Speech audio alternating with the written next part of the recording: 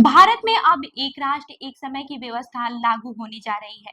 इसका उद्देश्य पूरे देश को एक समान, सटीक और सुरक्षित समय उपलब्ध कराना है। इसके तहत सभी आधिकारिक और वाणिज्यिक संस्थाओं को भारतीय मानक समय यानी कि आईएसटी के उपयोग को अनिवार्य किया जाएगा।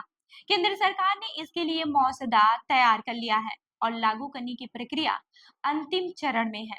अब तक भारत का समय मुख्य रूप से अमेरिका और अन्य देशों की सैटेलाइट प्रणाली पर निर्भर था, जिससे कि गोपनीयता और आत्मनिर्भरता पर असर पड़ता था।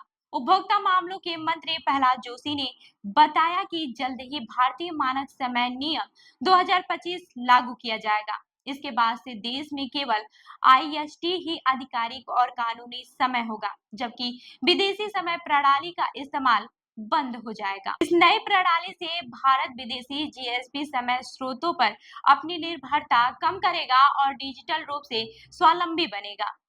इससे साइबर सुरक्षा व्यवस्था भी मजबूत होगी। वर्तमान में जीएसपी समय अमेरिका के नियंत्रण में है, जिससे समय निर्धारण में गोपनीयता को खतरा रहता है।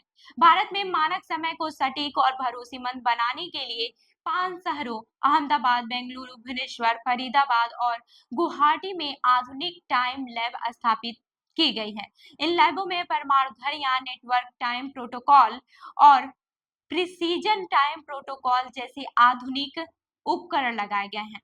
परमाणु घड़ियां करोड़ों वर्षों में केवल 1 सेकेंड की गलती करती हैं, जिससे देश में माइक्रो सेकेंड तक की सटीकता मिलेगी। वहीं यह नई समय प्रणाली बिजली ग्रिड, बैंकिंग, रेलवे, दूरसंचार, डिजिटल लेन देन जैसे क्षेत्रों में क्रांतिकारी सुविधा लाएगी।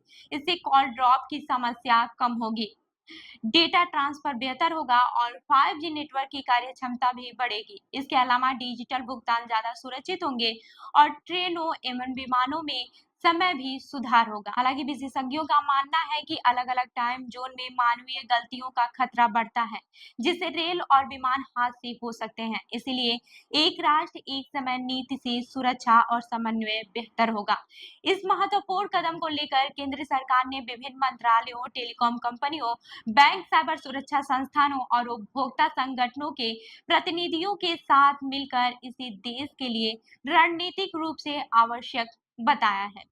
तो इस खबर पर आपकी क्या राय है, हमें कमेंट करके जरूर बताएं और ऐसी ही अन्य खबरों के लिए हमारे चैनल को लाइक करें, शेयर करें और सब्सक्राइब करना न भूलें। मिलते हैं अगली खबर में, तब तक के लिए देखते रहिए लखनऊ सुपरफास्ट न्यूज। धन्यवाद।